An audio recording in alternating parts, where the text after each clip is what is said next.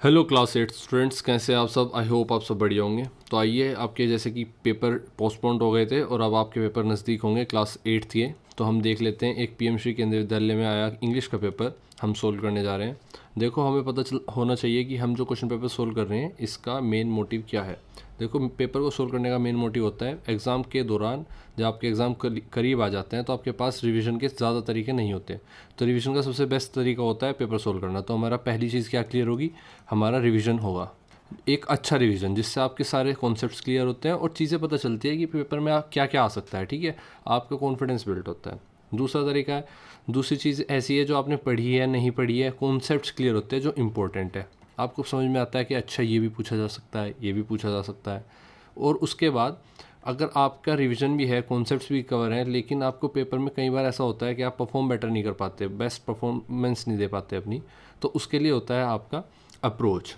देखो, पेपर को सोल्व करने की अप्रोच हमें ना, जब हम किसी मेंटर के साथ सोल्व करते हैं तभी आती है, तभी हमें समझ में आता है कि अच्छा पेपर को इस तरह से सोल्व करना था। फॉर एग्जांपल, हम पहला ही पैसेज ले लेते हैं, तो इसको कई बार बच्चे क्या करते हैं, एक बार पढ़ने के बाद क्वेश्चन पढ़ेंगे, फिर दोबारा से पूरा पढ़ेंगे, या फिर दो बार पूरा पढ़ेंगे, याद करने की कोशिश करेंगे। देखो, तरीका क्या होता है, आपको ये ना ही याद करना है, ना ही आपको ये करना है कि आपने ये पढ़ा है नहीं पढ़ा, आपको बस सही आंसर टिक करना है। वो फिर आपको कम से कम टाइम में कैसे कर सकते हो, उस पर बात करेंगे। ठीक है, तो आइए बिना टाइम वेस्ट किए हम अपना क्लास 8 का इंग्लिश का क्वेश्चन पेपर सोल्व करते हैं। Welcome to concept wise YouTube channel.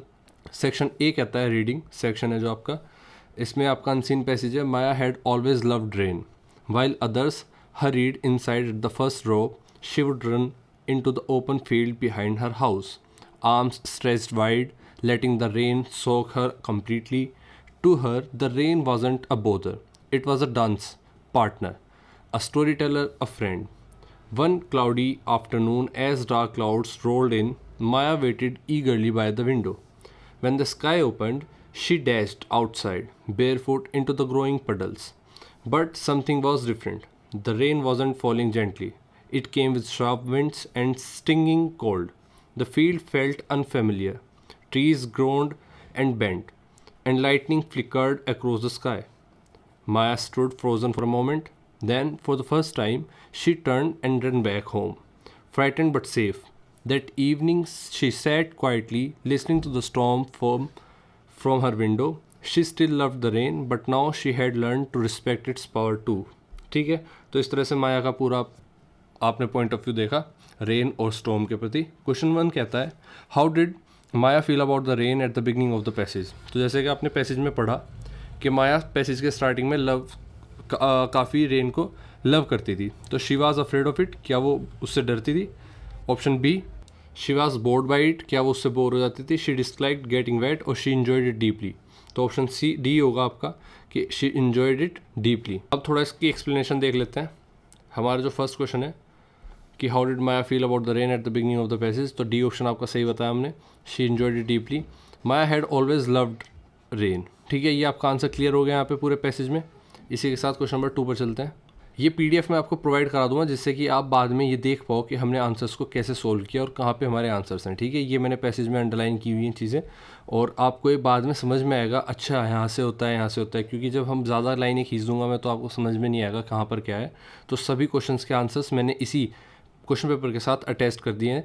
तो अगर आप कहोगे तो हर बार मैं ऐसे ही कर दिया करूँगा आपके क्वेश्चन पेपर्स के साथ। ठीक है, क्वेश्चन नंबर 2 कहता है, what was different about the rain on that particular afternoon. तो उस आफ्टरनून पे, उस पर्टिकुलर आफ्टरनून में रेन के बारे में क्या डिफरेंट था। It was Sunny and bright, it was soft and quite, it comes with wind and lightning, it didn't fall at all. तो ऑप्शन सी बिल्कुल सही होगा आपका, क्योंकि वो बिजली और बहुत तेज़ हवाओं के साथ बारिश आई थी। ठीक है, तो इसी तरह ऑप्शन आपका क्वेश्चन नंबर 2 का जो हमने अंडरलाइन किया है, देखो यहाँ पर आंसर गिवन है, जो पैसेज है, the rain wasn't falling gently. तो रेन बहुत प्यार से नहीं हो रही थी। It came with the sharp winds, बहुत तेज़ हवाओं के साथ, और स्टिंगिंग कोल्ड, और बहुत ठंडी हवाओं के साथ, बिजली कड़कने लगी थी, इन सब के साथ बारिश हुई थी। ठीक है, तो ये आपका आंसर हो गया option C, it came with winds and lightning. Question number 3 पर चलते हैं। 3 क्वेश्चन नंबर कहता है, what did Maya do when she realise the storm was too strong. तो क्या उसने क्या रियलाइज़ किया जब उसने ये महसूस किया कि स्टॉर्म जो है वो बहुत स्ट्रॉन्ग है। Option A, she kept dancing in the rain, she be कहता है शी हाइड अंडर ट्री, सी कहता है शी रेन बैक होम, और D she called for help. तो ऑप्शन सी है बिल्कुल सही, शी रैन बैक होम। तो इसी तरह से हमने क्वेश्चन सी में क्वेश्चन नंबर 3 में सी ऑप्शन लगाया और अंडरलाइन किया। देखो she turn and run rain back home, तो आपके लिए इजी हो जाएगा। क्वेश्चन नंबर 4 पर चलते हैं। What lesson did Maya learn by the end of the story. तो क्या लेसन उसने सीखा इस स्टोरी के एंड तक। दैट ऑप्शन ए कहता है that rain is always dangerous, B कहता है that trees are weak, C that she should stay indoors. तो ऑप्शन ए इस तरह से कह रहा है कि रेन हमेशा क्या डेंजरस होती है, या हमेशा ही पेड़ जो झुक गए थे तेज़ हवाओं के कारण वो हमेशा वीक होते हैं, कि वो हर बारी झुक जाते हैं या हर बार टूट जाते हैं। ऑप्शन सी कहता है that she should stay endorse, क्या उसे हमेशा अंदर ही रहना चाहिए। और ऑप्शन डी कहता है that even things we love most be respected. तो ऑप्शन डी कहता है जिस भी चीज़ को हम ज़्यादा प्यार करते हैं उसकी रिस्पेक्ट भी हमें करनी चाहिए। तो ऑप्शन डी बिल्कुल सही होगा। देखो she still loved the rain, वो उसके बावजूद वो जो रेन बारिश थी उससे प्यार करती थी, but now she had learn to respect its power. जो नेचुरल पावर थी रेन की उसको रिस्पेक्ट करने लगी थी वो, और वो समझ गई थी इसको रिस्पेक्ट करनी भी चाहिए। तो ऑप्शन आपका डी बिल्कुल सही होगा। आइए क्वेश्चन नंबर 5 पर चलते हैं। What does hurried most nearly mean. तो हरीड का मतलब क्या होगा आप ये बताइए। और कई बार ऐसा होता है कि डायरेक्ट मीनिंग नहीं होता, जैसे कि इस क्वेश्चन में पूछा गया है कि मोस्ट नियरली मीन, तो मतलब सबसे नज़दीकी जो मीनिंग बैठ रहा है वो आपको बताना होगा। तो देख लेते हैं। हरीड मतलब जो काम हम जल्दी करते हैं उस वर्ड के लिए हम वर्ड यूज़ करते हैं हरीड। तो वेटेड पेशेंटली, आराम से किसी बात का इंतजार करना। मूव्ड क्विकली, तेज़ से मूव करना। सेट डाउन और लाफ्ड लाउडली, तो मूव्ड क्विकली के लिए यूज़ होगा हरीड, मतलब किसी बात की आपको जल्दी है तो इसलिए आप क्या कर रहे हो, आप तेज़ी से मूव कर रहे हो। क्वेश्चन नंबर 6 की बात कर लेते हैं। What does soak mean in the sentence letting the rain soak her completely. तो आइए आपके सामने एक सोक वर्ड दिया गया है जो कि सेंटेंस में बताया गया है कि letting the rain soak her completely, पहले बारिश को सोक कर लेने दो उसको कंप्लीटली। तो ऑप्शन ए है dry off, B run past, C get completely wet, और डी सिंक टू। तो ऑप्शन सी आपका बिल्कुल सही होगा कि पहले बारिश को उसको पूरी तरह से भिगा देने दो, गेट कंप्लीटली वेट, तो उसको भीग जाने दो। ऑप्शन सी बिल्कुल सही होगा। क्वेश्चन नंबर 7 की तरफ बढ़ते हैं। What does ग्रोन्ड mean when talking about trees. तो ग्रोन का मतलब क्या होगा जब हम ट्रीज के बारे में बात कर रहे थे। Option A spoke softly, B made creaking और morning sounds, C danced in the wind, और क्राइड लाइक ह्यूमंस। तो आपका ऑप्शन, तो 7th का आपका आंसर होगा बी मेड क्रीकिंग और मॉर्निंग साउंड्स। ऑप्शन बी बिल्कुल सही होगा। क्वेश्चन 8 कहता है व्हाट इज अ पडल। तो पडल का मतलब क्या है। ऑप्शन ए कहता है a type of umbrella, B a small pool of water, C a ball of grass, और डी अ डीप लेक। तो ऑप्शन बी बिल्कुल सही होगा। जो स्मॉल पूल ऑफ वाटर होता है उसको हम पडल बोलते हैं। ठीक है, क्वेश्चन नंबर 9 की तरफ बढ़ते हैं। What does stretched mean in arms stretched wide. तो स्ट्रेच का मतलब क्या है इस फ्रेज में या इस स्टेटमेंट में, आर्म्स स्ट्रेच्ड वाइड। तो ऑप्शन ए कहता है पुल्ड और रीज्ड आउट, बी कहता है वेव्ड रैपिडली, सी हेल्ड क्लोज, और डी शुक नर्वसली। तो ऑप्शन ए बिल्कुल सही होगा, पुल्ड और रीज्ड आउट। ठीक है, क्वेश्चन नंबर 10 की तरफ बढ़ते हैं। What does respect mean in the last sentence. तो लास्ट सेंटेंस में रिस्पेक्ट का क्या मतलब बैठता है, और लास्ट सेंटेंस क्या था हमारे पास, she still loved the rain but now she had learn to respect its power too. तो रिस्पेक्ट का आपको बेसिकली मतलब पहले से पता है, लेकिन उसके हिसाब से ऑप्शंस देख लेते हैं। ऑप्शन ए कहता है to be afraid of something, किसी चीज़ से डरना, बी कहता है टू कॉपी समथिंग, किसी चीज़ की कॉपी करना, सी लिसन एंड एग्री, और D to understand the power और वैल्यू ऑफ समथिंग। तो ऑप्शन डी बिल्कुल सही होगा। जब आप किसी की रिस्पेक्ट करते हो तो उसको अंडरस्टैंड करते हो, उसकी पावर को और वैल्यू ऑफ समथिंग, और यही दर्शाया गया है आपके लास्ट सेंटेंस में। सेक्शन बी की तरफ बढ़ते हैं। अब देखिए आपके सामने क्या है, 5 मार्क्स के 2 क्वेश्चन है।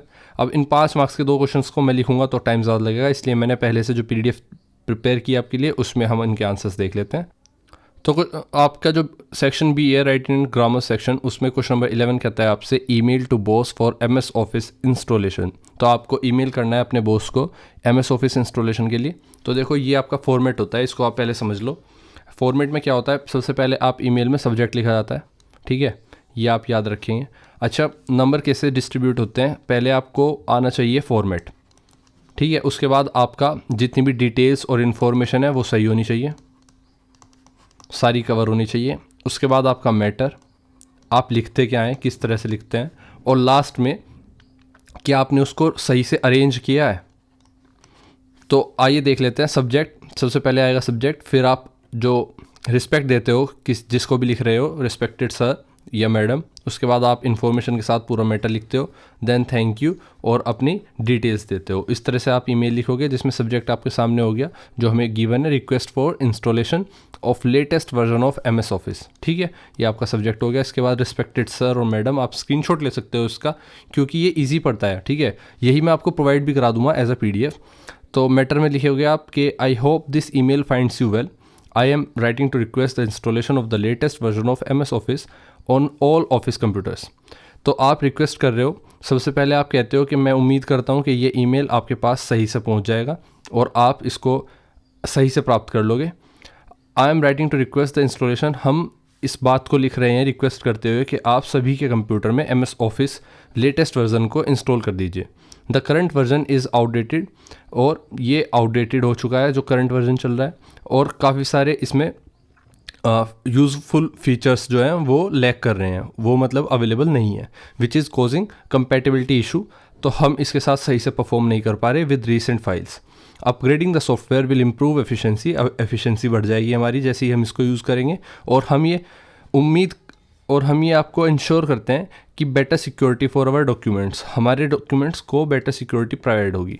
उसके बाद thank you for considering my request, ये आप एक थैंक यू नोट लिखेंगे। उसके बाद योर सिंसियरली आपका नाम होगा, ये आपका ईमेल का फॉर्मेट होता है। ठीक है, क्वेश्चन नंबर 12 की तरफ बढ़ते हैं। क्वेश्चन नंबर 12 में डायरी एंट्री की बात की गई है। You recently had an unexpected adventure when you got lost during a school picnic in a large park. Question number 12 देख लेते हैं जिसमें आपको कहा गया है कि you recently had an unexpected adventure when you got lost during a school picnic in a large park. तो एक लार्ज पार्क में आप खो चुके हैं। एक सिचुएशन आपके सामने दी गई है जिसमें आपके सामने आप पिकनिक पर गए हुए थे स्कूल की। Although you were scared at first, पहले आप डर जाते हैं लेकिन फिर आपको एक्सपीरियंस होता है, तो experience taught you something important about your self, और आपको अपने बारे में कुछ चीज़ों का पता लगने लगता है। Right a diary entry describing how you get lost, आपको एक डायरी एंट्री करनी है। जैसे कि मान लीजिए आप खो गए हो और अब आपको अपने आप से मिलने का मौका मिलता है और आप जानते हो कुछ चीज़ें आपके सामने आती है तो आपको अच्छा लगने लगता है और आपको डायरी एंट्री करने का मन करता है। तो आप डिस्क्राइब करते हो कि आप कैसे खोए, कैसा आप फील कर रहे हो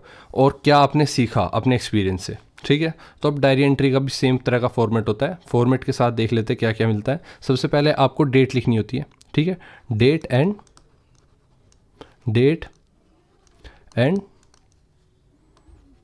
टाइम। ठीक है, डियर डायरी, आप डायरी को एज अपना फ्रेंड मान के उसको सब बता रहे हो तो आप लिखोगे डियर डायरी, क्योंकि आप डायरी से बात कर रहे हो बेसिकली। ठीक है, उसके बाद आप एक्सपीरियंस शेयर करते हो, आप बताते हो कैसे खोए आप पूरा मैटर लिखते हो। तो अब एक बार आपका मैटर एक्सप्लेन कर लेते हैं, लेकिन आपको पूरा मैटर एज ए पैराग्राफ्स लिखना है। ठीक है, और लास्ट में अपना नाम लिखना है, क्योंकि ये कहीं किसी के पास तो जाएगा नहीं, तो आप कैजुअली लिखोगे। तो what a day it has been, कैसा रहा ये दिन, कितना बेहतरीन रहा। Today was our class picnic and we had been looking forward to it for weeks, हम इस इस पिकनिक के लिए काफ़ी हफ्तों से इंतज़ार कर रहे थे। The weather was just right, bright sunshine, clear skies and soft breeze. When we reached the park, it felt like a scene from a painting green grass, colorful flowers and the sound of birds chirping all around. तो basically आपने अपने आसपास surrounding की व्याख्या की, आपने अपने आसपास की सराउंडिंग का एक्सप्लेनेशन दिया कि कैसा मुझे फील हो रहा है, कैसे हम वेट कर रहे थे पिकनिक का। क्लियर स्काई है, ब्राइट सनशाइन डे है, उसके साथ साथ अच्छी ठंडी हवाएं चल रही हैं। ठीक है, आपके आसपास कलरफुल फ्लावर्स हैं, चिड़ियों की चहचहाने की आवाज़ आ रही है। ठीक है, ये सब आपने पहले उसमें लिख दिया, मतलब सराउंडिंग्स की बात की गई है।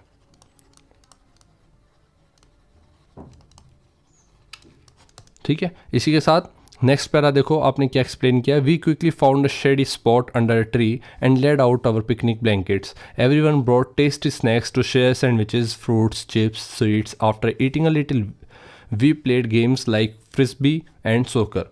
तो बेसिकली आपने बताया कि ये सब होने के बाद हमने कैसा फील किया। उसके बाद आप बताते हो कि हम कहाँ पर गए। जैसे कि हमने एक बहुत ही छाँव वाला पेड़ ढूंढा, उसके नीचे हम सब बैठे, हमने सबने ब्लैंकेट निकाली, बिछाई, उस पर बैठे और हमने टेस्टी स्नैक्स निकाले। सब ने अब जो लाया था वो उसने शेयर किया, फ्रूट, सैंडविचेस या चिप्स कुछ भी हो, और उसके साथ सबने खाया और उसके बाद गेम खेलना स्टार्ट किया, जैसे फ्रिस्बी और सोकर। इसमें आप कुछ भी लिख सकते हो। बेसिकली आपको पिकनिक वाला एक माहौल क्रिएट करना है। तो आप ये तो बताओगे ना अपनी डायरी को कि क्या कर रहे थे हम, कैसे मैं खुआ, तो उसके लिए बताना होगा मैं पहले क्या कर रहा था। फिर later I wandered off all alone to explore a nearby path. पहले हमने सराउंडिंग्स बताई, फिर हमने बताया व्हाट वी डिड, क्या हमने कर लिया था, ठीक है। बट इसके बाद later I wandered off alone to explore a nearby path while the others were relaxing. जब सब रिलैक्स कर रहे थे मैंने अकेले ही एक्सप्लोर करने का निर्णय लिया कि आसपास का रास्ता एक्सप्लोर करते हैं। I got distracted chasing a butterfly, एक बटरफ्लाई के पीछे जाता जाता मैं डिस्ट्रैक्ट हो गया और didn't realise how far I had walked, और कितनी दूर मैं चला गया मुझे नहीं पता चला। Suddenly I looked around and couldn't recognise where I was, और मैं कहाँ पहुंच चुका था मुझे भी समझ में नहीं आ रहा था जैसे ही मैंने ध्यान दिया। My heart starting racing, I had got lost. तो बेसिकली आपको जैसे ही आपको पता चला कि आप खो गए हो, आपका दिल तेजी से धड़कने लगा। इसके बाद आपने वो सिचुएशन बताई जिस पर आप खोए हो, ठीक है, वो सिचुएशन जब आप खोए। For a moment I felt really afraid but I told myself to stay calm. I retraced my steps notice familiar trees and finally found my group. तो स्टार्टिंग में मैंने अपने आप को बोला कि काम रहना चाहिए। मैंने रिट्रेस किए अपने स्टेप्स, जिस स्टेप से मैं आया था, कि आपने देखना स्टार्ट किया क्या क्या आपको रास्ते में मिला था, किस तरह के आपको पेड़ मिले थे, कहाँ कहाँ आप गए थे उसके पीछे जाते, क्या क्या आपको याद है। तो आपने अपना सारे स्टेप्स रिट्रेस किए। फिर आपने देखा कि फाइनली आपने अपना ग्रुप ढूंढ लिया है। This experience taught me that I am braver and smarter than I thought. जितना मैं सोचा करता था मैं उससे ज़्यादा बहादुर निकला और ज़्यादा स्मार्ट निकला। I also realise that staying calm and thinking clearly really helps in scary situation.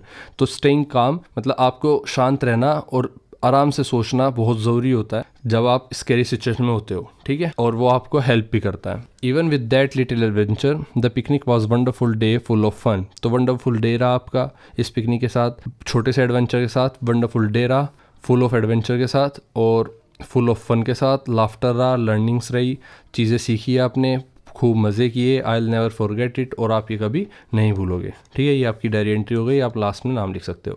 Question number 13 की तरफ बढ़ते हैं।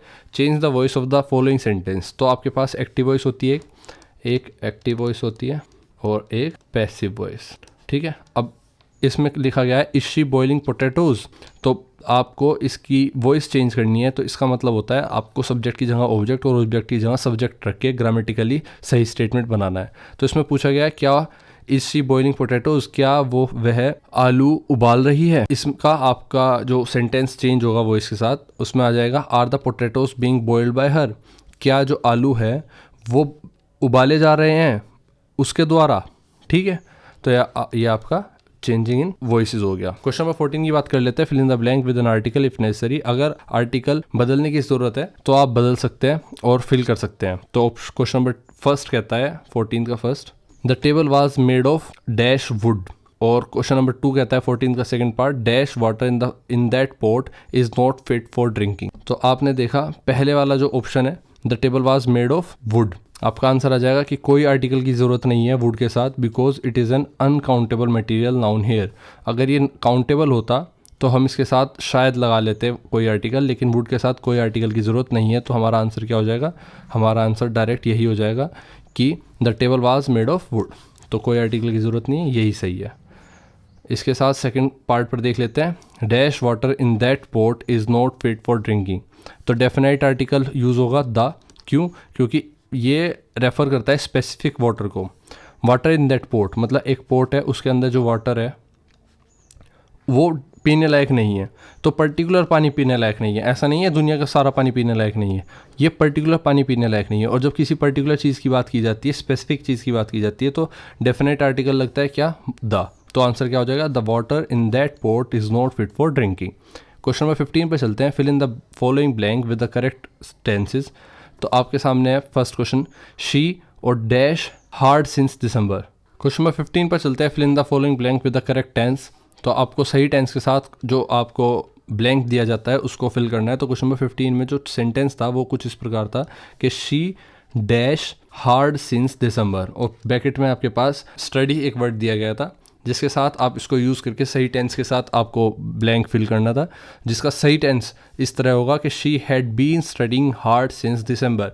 देखो हैड बीन क्यों आया, क्योंकि वो पास्ट कॉन्टिन्यूस की बात कर रहा है। ये कैसे पता चला हमें, क्योंकि दिसंबर से अभी तक, दिसंबर से कर रहा है, दिसंबर मतलब सिंस दिसंबर, पुरानी बात की जा रही है और अभी तक चल रहा है, तो हैड बीन लगेगा। और हैड बीन के साथ क्या लगता है, वर्ब प्लस आईएनजी, जो कि स्टडी प्लस आईएनजी हो गया। तो she had been studying hard since December. देखो आपकी एक्सप्लेनेशन में लिखा है the past perfect continuous tense is used to express an action that had been going on for some time before another action took place in the past. ठीक है, इसी के साथ चलते हैं नेक्स्ट सेक्शन पर, सेक्शन सी लिटरेचर की तरफ, जिसमें आपके पास सारे क्वेश्चंस 1 नंबर के हैं। क्वेश्चन नंबर 1 कहता है व्हाट इज़ द पन इन द कॉन्क्रीट एग्जाम्पल। देखो पन बेसिकली क्या है, वो शब्द होता है जो एक मतलब उसका लिटरली मीनिंग कुछ और होता है लेकिन एक डीप मीनिंग भी होता है। मतलब उसके 2 अर्थ होते हैं, एक जो डायरेक्ट और एक इनडायरेक्ट मीनिंग होता है। ठीक है, उसको क्या बोलते हैं, पन बोलते हैं। तो कॉन्क्रीट वर्ड है जो इस स्टेटमेंट में जो पन है वो क्या है, कॉन्क्रीट, क्योंकि कॉन्क्रीट को 2 तरह से दर्शाया गया है। एक तो कॉन्क्रीट जो हमें पता ही है, पत्थर जैसा हो जाता है कॉन्क्रीट, जैसे कि it refers both to a solid proof. ये कैसे यूज़ होता है, सॉलिड प्रूफ, एक मजबूत विचार या कह लो आपकी मजबूत दावा, और बिल्डिंग मटेरियल, और किसी को बिल्डिंग बनानी होती है तब कॉन्क्रीट यूज़ होता है, तो बिल्डिंग मटेरियल भी है। पन ऑन द वर्ड कॉन्क्रीट। ठीक है, इसकी एक्सप्लेनेशन कैसे लिखेंगे, the title a concrete example carries both literal and symbolic meaning. तो जैसे मैंने बताया एक डायरेक्ट और एक इनडायरेक्ट मीनिंग होता है, एक लिटरल मीनिंग होता है और एक सिम्बॉलिक मीनिंग होता है जो मेटाफोरिकली अप्लाई होता है। Such word play is called upon.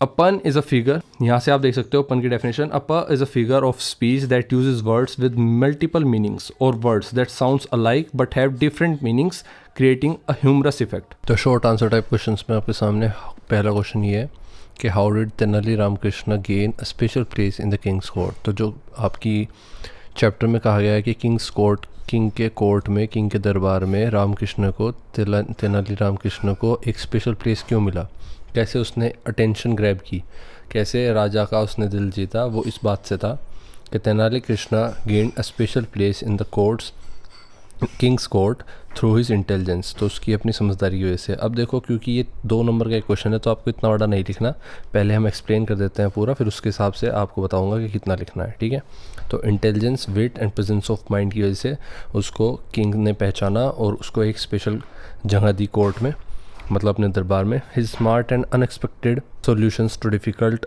Problem impress the king and everyone eight court. तो दरबार में सभी लोगों को और किंग को भी उसने इस बात से इम्प्रेस कर दिया था कि किस तरह से उसने अनएक्सपेक्टेड सॉल्यूशन दिए थे अलग अलग प्रॉब्लम्स के। ठीक है, because of his wisdom he was not just a poet but also a trusted adviser.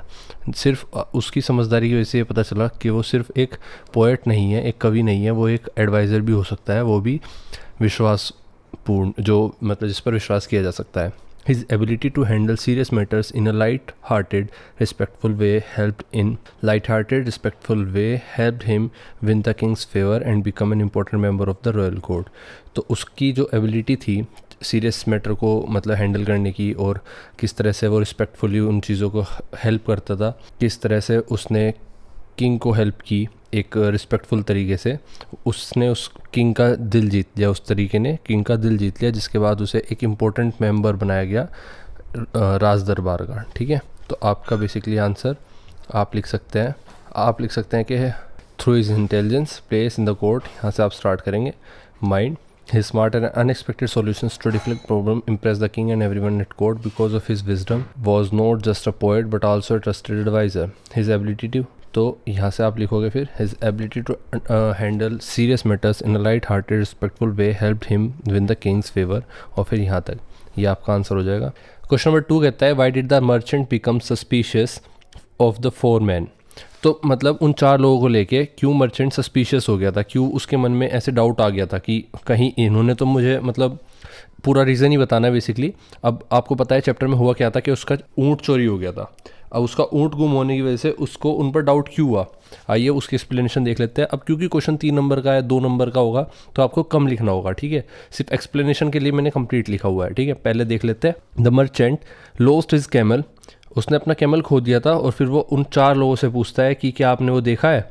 All 4 men denied seeing the camel, उन चारों ने कहा कि हमने नहीं देखा, but they were able to describe its exact features, पर वो चारों उस कैमल के जो फीचर्स थे कि वो कैसा दिखता था, कैसे चलता था, बिल्कुल एग्जैक्टली उन्होंने बता दिया। Such as being lame in one leg, जैसे कि वो एक पैर से लंगड़ा था, blind in the right eye, सीधी आँख से वो अंधा था, हैविंग अ शॉर्ट टेल, उसकी जो पूंछ थी वो बहुत छोटी थी, and even suffering from stomach pain, और उसके पेट में भी दर्द था। ये सब बातें सुनकर उसके एकदम दिमाग में आया कि ये बातें तो सिर्फ मुझे पता होनी चाहिए क्योंकि कैमल तो मेरा था। ऐसा कौन ही होगा जो कहेगा कि हमने वो नहीं देखा और उसके बारे में सब जानते हैं। The merchant was first surprised, पहले तो वो अचंभित हुआ, then astonished and finally taken aback because everything they said was accurate. फिर उसके बाद yet they claimed to have never seen the camel. This contradiction made the merchant suspicious. He found it hard to believe that they could know so many details without actually seeing the animal, and thus he began to think they might be hiding something or lying about the camel's whereabout. तो basically वो इस बात को लेके doubtful था कि कहीं इन्होंने ही तो नहीं चुरा लिया और ये छुपा तो नहीं रहे हैं, तो इस चीज़ को लेके वो सस्पिशियस था। अब जो आपका आंसर होगा वो सिर्फ इतना होगा, बट मर्चेंट से लेके स्टार्ट करोगे आप और उसके सफरिंग फ्रॉम स्टमक पेन ये सब बोलोगे आप। The merchant was first surprised हुआ, फिर astonished and finally taken aback because everything they said was accurate, yet they claim to have never seen the camel.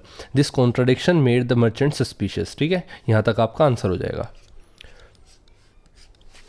Next question की तरफ बढ़ते हैं। Question number 3, what theme is highlighted by a concrete example. तो जो statement है, एक chapter का नाम है आपका कॉन्क्रीट एग्जाम्पल, इससे क्या थीम हाईलाइट होती है।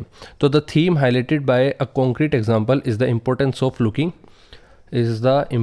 Of looking beyond the obvious and appreciating the beauty in small unexpected things. The poem focus on how Mrs Jones finds joy in her stone garden and tiny plants even when others might not see their value. यहाँ तक आपका answer हो जाएगा। क्योंकि उसमें क्या theme highlighted थी कि जो मिसेस जोन्स थी वो अपने स्टोन गार्डन को लेके काफ़ी खुश रहती थी, भले ही उसमें छोटे प्लांट्स और ज़्यादा रोक हो और भले ही और लोगों को उसमें मतलब कुछ भी वैल्यू ना दिखती हो, लेकिन फिर भी वो उन चीज़ों को लेके खुश थी। तो अ कॉन्क्रीट एग्जाम्पल का जो इम्पोर्टेंस थी वो थी कि ऑब्वियस चीज़ों से बियॉन्ड सोचकर आप उसके बारे में मतलब उसकी इंपॉर्टेंस देखो और अप्रिशिएट करो छोटी छोटी चीज़ों को, छोटी छोटी चीज़ों की खूबसूरती को। तो इस तरह से उन्होंने बताया कि कैसे ये हाईलाइट करती है इस थीम को। आइए लॉन्ग आंसर टाइप क्वेश्चंस पर चलते हैं। क्वेश्चन नंबर 1 कहता है, what did the 4 men observe about the camel, how did their observation serve as a turning point in the play. तो देखियो कैसे उस प्ले में, कैसे बातचीत में ये सब टर्निंग पॉइंट बन गया, उनकी ऑब्जर्वेशन कैसे टर्निंग पॉइंट बन गई और कौन सी वो चीज़ें थी जो उन्होंने ऑब्जर्व की कैमल के बारे में उन 4 लोगों ने। ठीक है, तो आइए देखते हैं। इसमें तो लॉन्ग आंसर टाइप क्वेश्चन है तो आप लगभग कंप्लीट ही लिखोगे, बाकी मैंने एक्सप्लेन अच्छे से लिखा हुआ है एक्सप्लेन करने के लिए, जिससे कि आप बाद में भी पूरा पढ़कर समझ पाओ। तो the 4 men Ramdatt, Shivdatt, Hardatt and Devdatt each observe different signs that revealed important details about the missing camel. तो जो खोया हुआ ऊँट था उसके बारे में अलग अलग इन्फॉर्मेशन उन्होंने नोटिस की, ऑब्जर्व की, साइंस बेसिकली साइन नोटिस किए थे उन्होंने, जिससे क्या हुआ, अलग अलग इंपॉर्टेंट डिटेल्स रिवील्ड हुई। ठीक है, रामदत्त नोटिस दैट रामदत्त के बारे में बात की गई है कि इसने क्या नोटिस किया, इसने नोटिस किया कि वो एक पैर से लंगड़ा था, लेम इन 1 leg। शिवदत्त ने क्या ऑब्जर्व किया कि वो एक आंख से, राइट आई से, इतना स्पेसिफिकली ऑब्जर्व कर लिया था उन्होंने कि राइट आई से वो अंधा था। हरदत्त ने ऑब्जर्व किया, फिगर आउट किया कि जो ऊँट था वो उसकी जो पूंछ थी वो छोटी थी, मतलब कटी हुई थी, बिल्कुल छोटी पूंछ थी। और देवदत्त ने ये even gas that the camel had stomach pain, और ये भी इन्होंने ऑब्जर्व कर लिया था देवदत्त ने कि उसके पेट में दर्द है। इसी के साथ देयर ऑब्जर्वेशंस, अब ये ऑब्जर्वेशन टर्निंग पॉइंट कैसे बनी, आइए देखते हैं। Their observations amaze the merchant because, जो मर्चेंट था जो उसको ले जा रहा था ऊँट को, उसको अमेज कर देती है इनकी ऑब्जर्वेशंस। कैसे, because they describe the camel perfectly. एक एक चीज़ जो उन्होंने ऑब्जर्व की थी वो बिल्कुल सही थी, विदाउट हैविंग सीन इट, और बल्कि उन्होंने उसको देखा भी नहीं था, ऊँट को देखा भी नहीं था। This moment becomes the turning point in the play because it creates mystery and suspense। क्योंकि ये टर्निंग पॉइंट इसलिए बना क्योंकि ये मोमेंट क्या हुआ, ये मोमेंट मिस्ट्री क्रिएट करता है कि जब उन्होंने ऊँट को देखा भी नहीं तो उसके बारे में इतना जानते कैसे थे, वो भी एक्यूरेटली। तो एक सस्पेंस भी क्रिएट हो गया। How could these man know so much about the camel yet claim they hadn't seen it, और इतना सब कुछ जानने के बाद भी वो क्लेम कर रहे थे कि हमने उसको देखा नहीं है। It rises questions in the merchants mind, तो मर्चेंट के दिमाग में ये सवाल पैदा करता है कि ये कैसे हुआ, and sets the stage for the deeper story और एक्सप्लेनेशन टू अनफोल्ड। कहानी है वो और भी गहरी बनती है और उसके बारे में एक्सप्लेन करने के लिए और भी चीज़ें आगे अनफोल्ड होनी रह जाती है। ठीक है, इसी तरह से ये एक टर्निंग पॉइंट बना उनकी ऑब्जर्वेशन। आइए क्वेश्चन नंबर 2 पर चलते हैं। Who is the wise character according to you in the wit that won hearts. तो the wit that won hearts में आपको क्या लगता है कि कौन सा कैरेक्टर वाइज था, मतलब समझदार था, एलेबरेट करो। तो in the story the wit that won hearts, Tenali Ramakrishna is the wisest character. इसी की बात की गई है तेनाली रामकृष्ण की पूरे चैप्टर में। तो this is the wisest character. He is well known for the quick wit, intelligence and clever way of solving problems. तो उसकी जो समझदारी, चालाकी और तेज़पना था जिससे वो अपने सवाल को सोल्व कर देता था, इसी की वजह से वो जाना जाता था। Even in tricky situations at the royal court of king Krishnadeva Raya, तो कृष्णदेव राय के दरबार में भी उसने मतलब ऐसी उल्टी मतलब बहुत ही प्रेशर वाली सिचुएशंस में भी ना, जो ट्रिकी सिचुएशंस थी उसमें भी Tenali uses his sharp mind and humour to find smart solution. उसने अपनी बुद्धि ना बहुत तरीके से लगाई और अपना सेंस ऑफ ह्यूमर, जो मतलब प्रेशर में आने के बाद इंसान अच्छे से बिहेव नहीं कर पाता, उसने अपने ह्यूमर को यूज़ किया और स्मार्ट सॉल्यूशंस फाइंड किए that others can not think of, जिसके बारे में और लोग सोच भी नहीं सकते थे। He is a great problem solver, तो वो एक महान समस्याओं का हल ढूंढने वाला था। Handling challenges calmly and wisely, challenges को कामली हैंडल करता था। His quick thinking helps him resolve conflicts and make people laugh. Problems को तो सोल्व करता ही था, उनके जो जवाब देता था उससे लोग हंसते भी थे। सेंस ऑफ ह्यूमर भी अच्छा था इवन ड्यूरिंग टेंस मोमेंट्स, और वो भी एक टेंशन भरे पल के अंदर भी वो अच्छे से बिहेव करके अच्छे से सवालों का जवाब दे देता था। Tenali's humour is thoughtful, he uses it not just to entertain but to teach valuables lessons. तो जो उसका ह्यूमर था वो भी ऐसा नहीं था कि टाइम पास था या वो जस्ट एंटरटेनमेंट के लिए वो ह्यूमर यूज़ करता था, बल्कि वो वैल्यूज़ को लोगों को उनकी वैल्यू सिखाने के लिए, जो भी सवाल था उसकी वैल्यू सिखाने के लिए हंसने का एक तरीका ढूंढता था जिससे कि लोग ध्यान से सुने। His kind and respectful nature makes him loved by everyone, सभी के द्वारा और इंक्लूडिंग किंग, सभी के द्वारा और यहाँ तक कि किंग के द्वारा भी उसको पसंद किया गया। क्यों? क्योंकि उसका जो बिहेवियर था, वो नेचर था, वो काइंड और रिस्पेक्टफुल था। He also understands people well which helps him deal with different situations smartly. तो अलग अलग सिचुएशंस को हैंडल करने के लिए, अलग अलग सिचुएशंस को डील करने के लिए उसकी क्या मदद कर, स्मार्टली डील करने के लिए उसकी क्या हेल्प करता था, उसको जो हेल्प मिलती थी वो इस बात से मिलती थी कि वो लोगों को अच्छे से समझता था। जो उसकी समझने की क्षमता थी ना लोगों को, वही उसके लिए हेल्पफुल रहती थी अलग अलग सिचुएशंस को स्मार्टली डील करने के लिए। ठीक है, नेक्स्ट क्वेश्चन की तरफ बढ़ते हैं। ओवरऑल तेनाली कृष्ण, देखो लास्ट में लिखा हुआ है ओवरऑल तेनाली रामकृष्णाज ट्रू विजडम, जो उसकी सच्ची ईमानदारी समझदारी थी, lies in using his brain and heart together solving problems while spreading Joy. Problems तो सोल्व करता ही था, लेकिन जो एक खुशी का वातावरण था वो डिलीवर करता था। And that is why he truly वोन हार्ट्स, और इसी वजह से वो लोगों के दिल जीत जाता था। ठीक है, लॉन्ग आंसर टाइप क्वेश्चन में हमने दोनों क्वेश्चन कर लिए, उसके पहले हमने क्वेश्चन पेपर पूरा सोल्व किया। आई होप आपको हेल्प मिली होगी, और इसी तरह से हम और भी क्वेश्चन सोल्व करेंगे। क्योंकि मेरी तबीयत ख़राब थी कुछ दिनों से, इसीलिए मैं आपका क्वेश्चन पेपर सोल्व नहीं कर पा रहा था। अब हम PT2 के लिए अच्छे से तैयार हैं और आपके ज़्यादा से ज़्यादा क्वेश्चन पेपर सोल्व करेंगे, जिससे कि आपके पेपर में आपको हेल्प मिले। मिलते हैं आपके अगले क्वेश्चन पेपर को सोल्व करते हुए, तब तक के लिए बाय।